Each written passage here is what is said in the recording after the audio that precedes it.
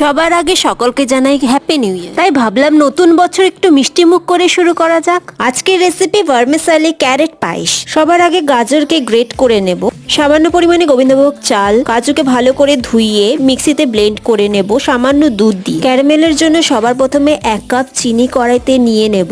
চিনি গলে গিয়ে বাদামি রং হয়ে গেলে তাতে 1 কাপ মতো জল দিয়ে দেব।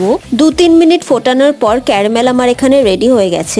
কড়াইতে ঘি দিয়ে ঘিটাকে গরম করে গাজর দিয়ে তার মধ্যে 1 চিমটি মতো নুন দিয়ে ভালো করে ভেজে নেব। 500 ml মতো লিকুইড দুধ এখানে দিয়ে দেব আর তার সাথে 1 কাপ মতো জল দিয়ে ভালো করে ফুটিয়ে তাতে চাল আর বাদাম বাটাটা দিয়ে সামান্য জলে গুঁড়ো দুধ মিশিয়ে ঢেলে দেব। আর তার সাথে দিয়ে দেবো 1 কাপ মতো চিনি আর কিশমিশ, তার সাথে দেব 2 ড্রপ মতো মিষ্টি আতর। ওভেন বন্ধ করার পর ভার্মিসালি আর ক্যারামেল দিয়ে ভালো করে মিশিয়ে নিয়ে 10 মিনিট পর সার্ভ করব ভার্মিসালি।